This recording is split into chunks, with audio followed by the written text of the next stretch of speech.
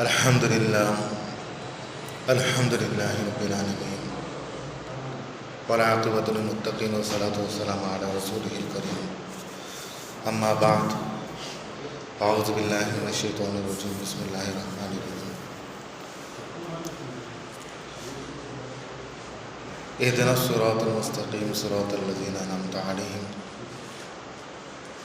وقال تعالی انعم اللہ علیہم من النبیین والصدیقین والشہداء والصالحین حسن اولئک رفیقا صدق اللہ العظیم وصدق رسولہ النبی الکریم۔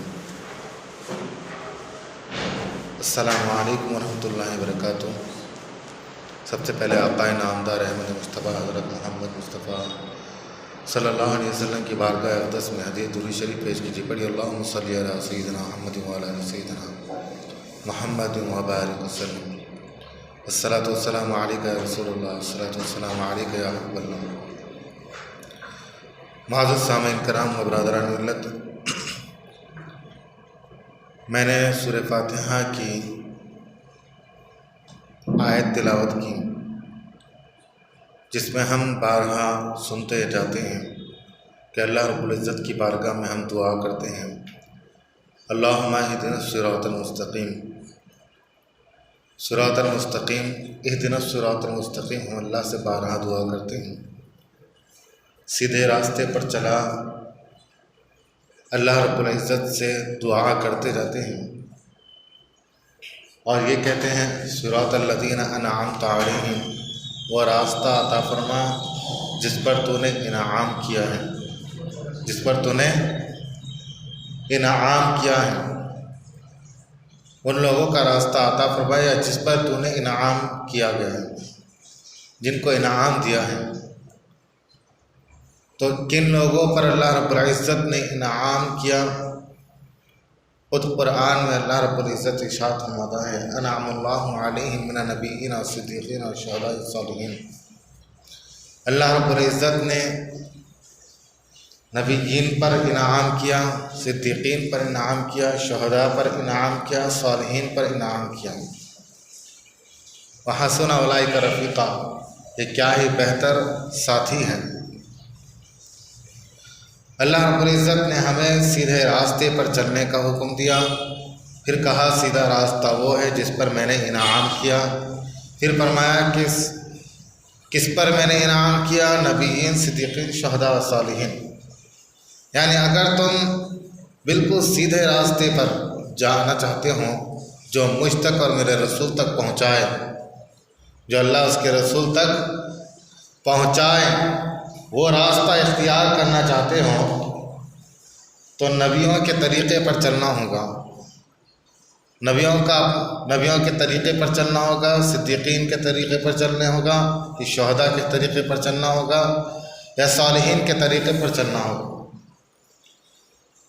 یہ چار ساتھی اور بہترین ساتھی ہیں، ان میں سے کسی کا بھی اگر آپ نے ہاتھ تھام لیا اور ان کے نقش قدم پر چلیں اور ان سے محبت کی تو آپ سیدھے راستے پر آ گئے۔ تو سیدھے راستے پر کون لوگ ہیں؟ یہ چاروں لوگ ہیں جن پر اللہ رب العزت نے انعام کیا۔ برادران ملت، آج جو میرا موضوع ہے وہ معرفت الہی ہے۔ اللہ رب العزت کی معرفت کیسے حاصل ہو سکتی ہے؟ ابتدا میں نے آپ کو بتا دیا کہ سیدھا راستہ کیا ہوتا ہے۔ جب یہ راستہ آپ کو پتہ چل گیا، پھر اس کے بعد ہم کو شریعت پر عمل کرنا ہوتا ہے۔ شریعت کیا ہے؟ اللہ اس کے رسول کے احکام۔ پہلے شریعت کو سیکھنا ہوتا ہے، جب شریعت کو سیکھیں گے تو شریعت پر عمل کریں گے۔ پہلا درجہ کیا ہے؟ اگر اللہ رب العزت کی معرفت حاصل کرنا چاہیں تو پہلے شریعت ہے، پھر طریقت ہے، پھر حقیقت ہے، پھر معرفت ہے۔ پہلے شریعت ہے، پھر طریقت، پھر حقیقت، معرفت، پھر ادب۔ یہ سارے درجے ہیں۔ جب آپ کو کمال حاصل ہوگا، اللہ رب العزت کی معرفت حاصل ہوگی، تو پہلے آپ سب سے پہلا اسٹیپ جو ہے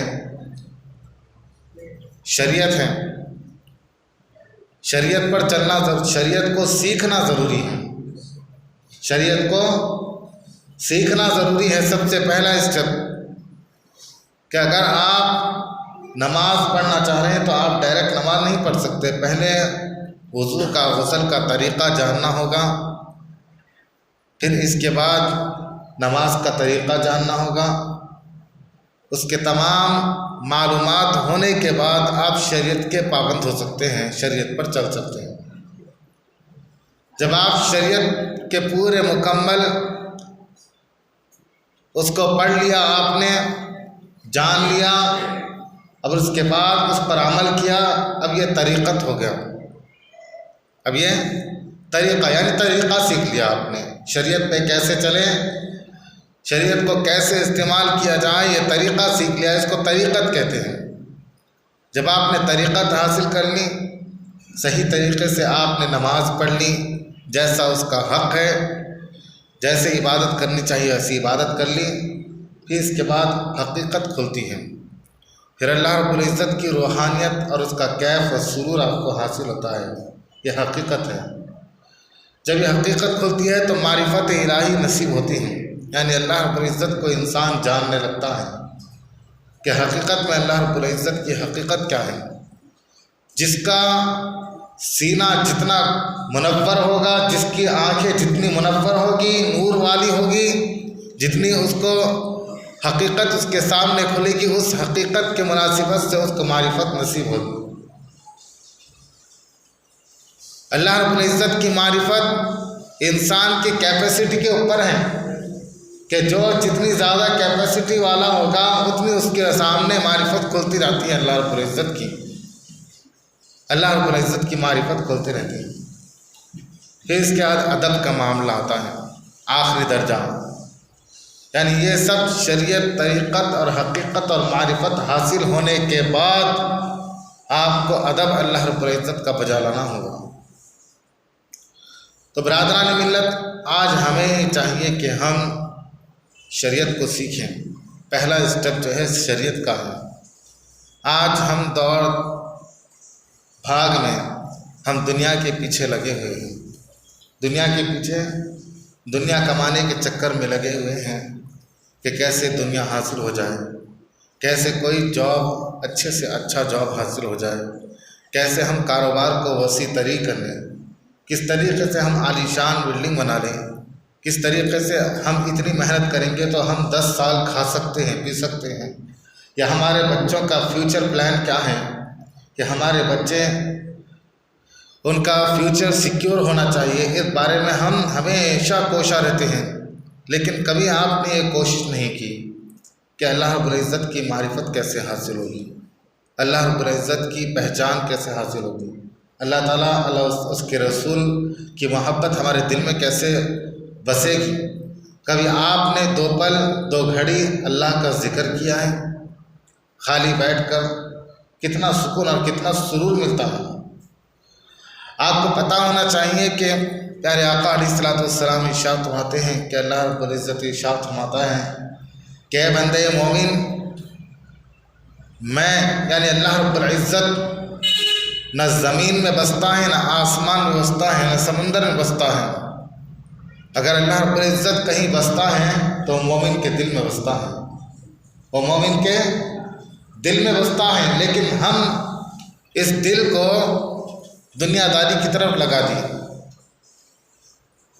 یہ سب دنیا داری چلتی رہے گی، لیکن کبھی یہ کوشش کرے کہ آپ اللہ رب العزت کی بارگاہ میں خاموشی سے عبادت کریں، رات کی شب بیداری کریں، اپنے گناہوں کو یاد کر کر کر روئے اور سوچیں کہ مجھے نیکی کی توفیق ہو۔ تو چنانچہ آپ نے کبھی سوچا بھی نہیں، کیا بھی نہیں۔ ہم سب ایک ہی صف میں کھڑے ہیں، ہم نے کبھی کوشش نہیں کی۔ تو لہٰذا چاہیے کہ ہم اللہ رب العزت کی بارگاہ میں گڑ گڑائیں، اللہ رب العزت کی معرفت نصیب ہو، اللہ تعالیٰ کی حقیقت کو سمجھیں، اللہ تعالیٰ کی معرفت کو سمجھیں۔ اگر کوئی حقیقت میں اللہ کی معرفت ہو یہ تو بہت دور کی بات ہے، لیکن اگر کوئی قبر کے مرحلے کو جان جائے، اگر قبر میں کیا ہوتا ہے، اگر کسی کے سامنے یہ راز کھل جائے کہ قبر کے اندر عذاب کس طریقے کا ہوتا ہے، تو انسان اپنے کپڑے پھاڑ کر جنگل میں بھاگنا شروع کر دیا، یعنی قبر کی معرفت اس کو حاصل ہو گئی، یعنی اس کا دنیا میں دل نہیں لگنے والا، اب وہ دنیا میں رہنے والا نہیں ہے۔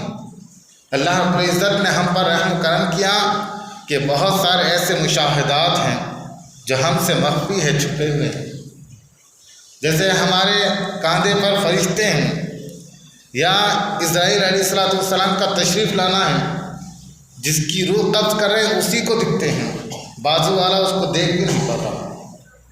ایسے اجنہ ہیں، جن وغیرہ ہیں، آتے جاتے چلتے پھرتے، لیکن اللہ رب العزت نے ہم پر رحم کیا کہ ہم سے بہت ساری چیزیں پوشیدہ رکھیں، لیکن کچھ چیزیں ایسی ہیں کہ جس کو ہمیں تلاش کرنا چاہیے کہ اللہ رب العزت کی معرفت ہم کو حاصل ہونی چاہیے۔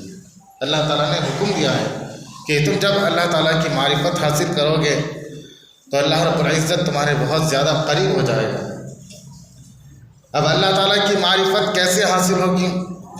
جیسے میں نے آپ کو ابتدائیں بتا دیا، اللہ رب العزت کی بارگاہ میں ہم دعا کرتے اہدنا الصراط المستقیم صراط الذین انعمت علیہم، کہ اللہ سیدھے راستے پر چلا، وہ راستے پہ چلا جس پر تو نے انعام کیا ہے۔ اب اللہ رب العزت نے کس پر انعام کیا ہے؟ انعم اللہ من النبیین صدیقین اور شہداء والصالحین۔ اللہ رب العزت نے نبیین پر انعام کیا، صدیقین پر انعام کیا، شہداء پر انعام کیا، صالحین پر انعام کیا۔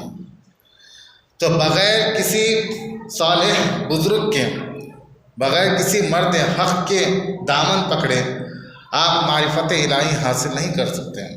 جس کا کوئی ولی نہیں، جس کا کوئی مرشد نہیں، تو چنانچہ اس کا مرشد، اس کا ولی شیطان ہوتا ہے۔ تو لہذا آپ کسی نہ کسی کا دامن ضرور تھامنا ہوگا۔ دیکھیں، اگر دنیا داری کی کون سی بھی چیز آپ سیکھنا چاہتے ہیں تو کسی نہ کسی استاد، کسی نہ کسی ماسٹر کے پاس جا کے اس کو حاصل کرنا پڑتا ہے۔ لیکن اتنا اسلام ہلکا بھی تو نہیں ہے کہ آپ کو آسانی سے معرفت حاصل ہو جائے، لہذا اس کے لیے آپ کو پیر کامل ڈھونڈنا ہوگا، جس کے ہاتھ پر آپ بیعت کرنا ہوگا، اور اس کے بعد نفس کشی کرنی ہوگی۔